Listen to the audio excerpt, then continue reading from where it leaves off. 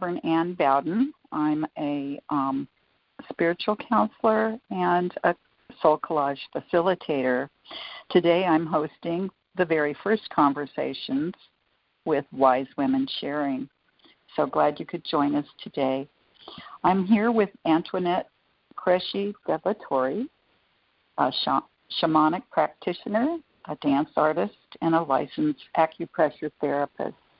What we're going to be talking about today will be addressing some of these stresses that we have. So let me just say that this particular interview or conversation is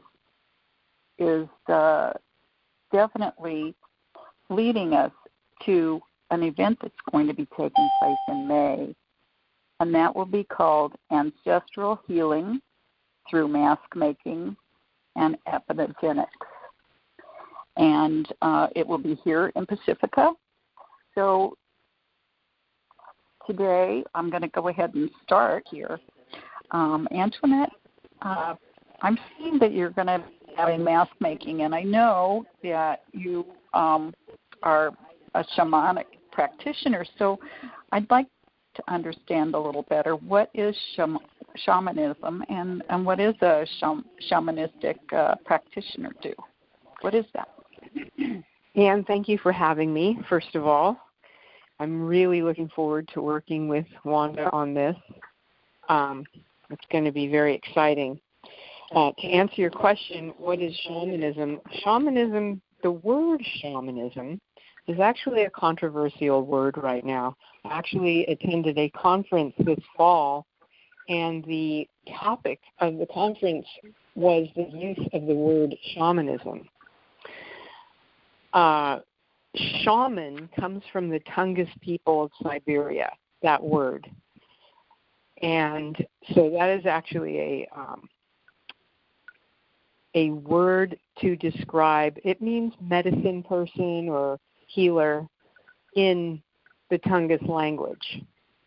That word has been adopted by the West to become a universal word in the West to describe a spiritual healer.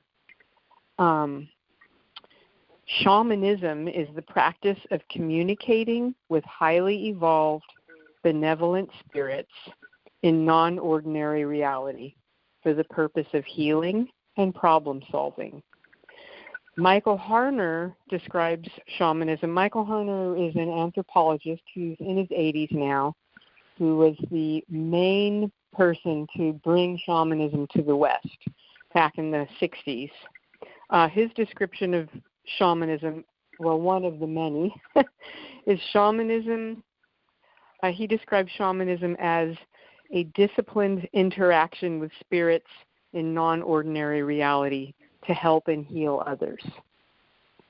So shamanism, I'm going to use the word because that's the word that people know. It's 30,000 years old. It is an ancient spiritual practice. And it is a practice that was very deeply integrated into traditional cultures. A shamanic practice is to be able to commune with helping spirits without the need of a priest or a holy person to do it for you. Everyone has access.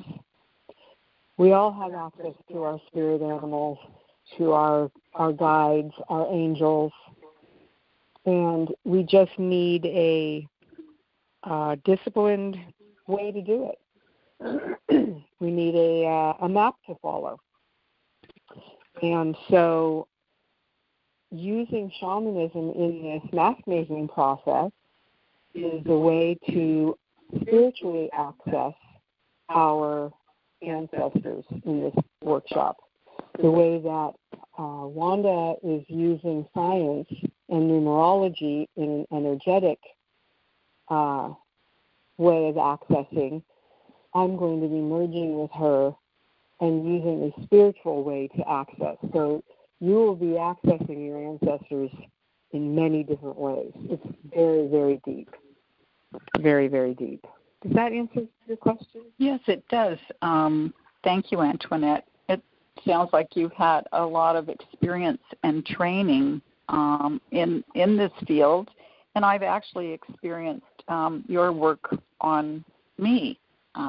So I know that I might not know in the thought process what is being done or what I'm being helped with, but I do know that I feel better when we do the work. So I want to thank you for that. So what would be the benefit? How long have you been using this process? I wanted to ask. So the process of the mask-making process, is that what you're asking? Yes, and actually your shamanistic work as well, kind of.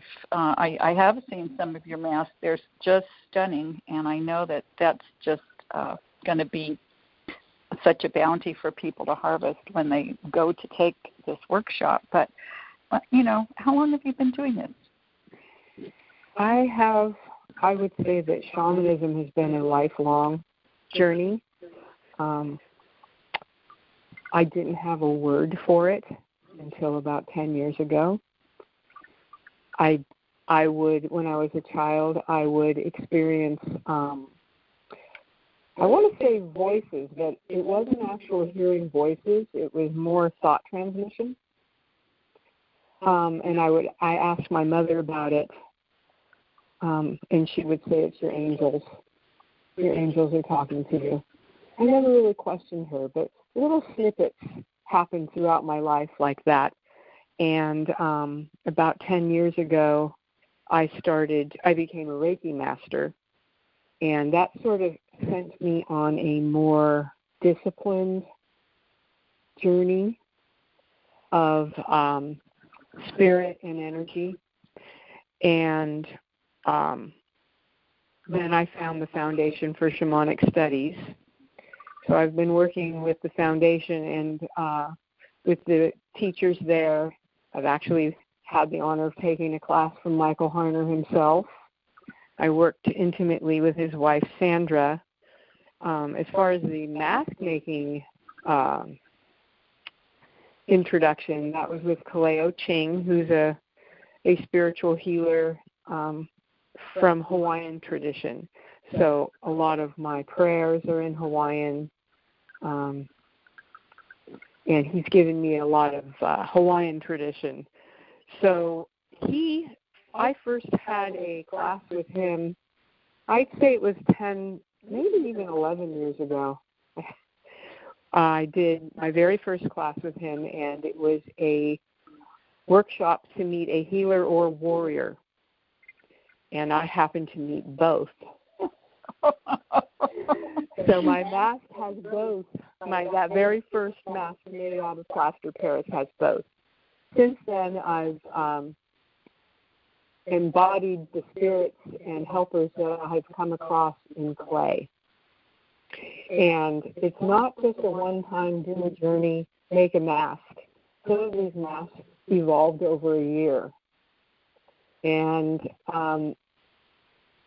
they are ways for me to go deep and have a relationship with those spirits on an ongoing basis. So when we make our ancestor masks, it's not going to be you come to the class, you do a journey, you make a mask, and it's over. That mask is your door to a relationship with that ancestor to help heal and to learn about your gifts. Something that we don't do as a culture that's a lost practice is honoring the ancestors. Our ancestors send us forth with wounds and with gifts. And this is an exploration on how we can begin the process of healing and how we can learn to use the gifts we've been given. Wow. Sounds like powerful work. Very deep work. It is very powerful and very deep. And one of the other things about this ancestor work is, first let's get an idea exactly what an ancestor is. Our relatives are people that are still living. But those that have crossed over are our ancestors. We have our blood DNA ancestors, which Wanda is going to be working with. But we also have soul ancestors. And what is a soul ancestor? What on earth is that? I think a lot of people might have a question about that. A soul ancestor could be an ancestor from a past life, from another lifetime. A soul ancestor could be a geographical ancestor, maybe from the land. Or, it could be. So here's an interesting concept. Let's say you go on a European tour, or you go to Africa on safari. You take a vacation. You go to Thailand. And you arrive and you put your feet on the ground and you realize that you have a connection with that land. It's completely out of the blue, you think. But is it? Is it out of the blue? Maybe you have a soul connection with that land. It could be a soul connection from an ancestor that's in your DNA that maybe traveled there. Or it could be a soul connection from a past life ancestor. It's really interesting. It makes you realize that we are all related. That is what is so important for us to know, is that we all really are connected. We're connected not only to other humans. We're connected to the animal life. We're connected to the trees. We are connected to the rocks. We're connected to the stars, the creepy crawlers, the winged ones.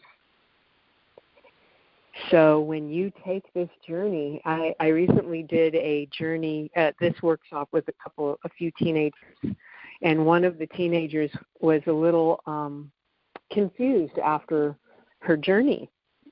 And I pulled her aside and we had a little conversation, and she said to me, well, I'm a little confused because I didn't meet somebody from my culture. She's of Norwegian descent, and she met somebody from a completely different area of the world. Marvelous. It was, and I said, that is a true journey when you come back surprised. You did not make it up. Oh, this is just... You did not make it up. This is so exciting. What benefits, Antoinette, and what from participating in your workshop that's coming up, and what should somebody expect? What would be the benefits, and what's their expectation? Oh, the benefits. There are many benefits. Let me just say that a little bit of the process to help you understand what the benefits are. So through moving meditation or qigong or dance meditation, however you want to call it, I use moving meditation because when one moves into the subconscious and the inner terrain with their body, they are activating cells in their body. They're activating on a cellular level. It's not just in the mind. It's in the mind, it's in the body, and it's in the spirit. And so that is something that we will be doing to prepare for the journeys. And then through guided journeying, we will be moving into non-ordinary reality to meet an ancestor. So if you look historically at Taoists, shamans, healers, artists, they have long used hypnosis, music, movement, meditation, and art as ways of channeling or accessing spirit. When you learn to do this, you have the ability to change your reality. You have the ability to not only change the DNA for physical ailments, but to change your thought process and your ability to manifest. Once you have healed a past trauma, you're able to move forward in a more conducive way to happy living. We're here to be happy. We're not here to suffer. So going through this process, it gives you a tool to access your power, your inner power, and access the power of your ancestors they have sent us forth with missions, and they want to help us. But we can't access their help unless we ask. And you have to know how to ask. So it sounds like you're going to do some type of journey and some physical dance or movement, I should say. And then when you go to make this mask, what kind of materials are you using, and how do you, just to give us a preview, what type of materials, and is this plaster or what is this? So we will be breaking up after the first journey, we will be breaking up into pairs. The participants will be partnering, and one person will be applying plaster of Paris to the other person's face. And the plaster is plaster strips. Oh, So it's kind of like the old-fashioned cast material.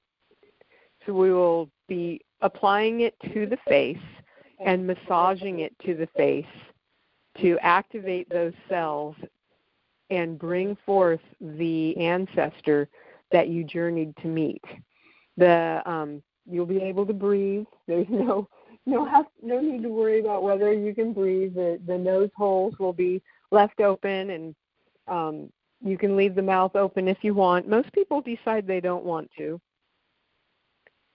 And if you get a little claustrophobic, if you can't finish, that's okay too, because the whole idea is that I'm giving a foundational method and encouraging people to color outside the lines.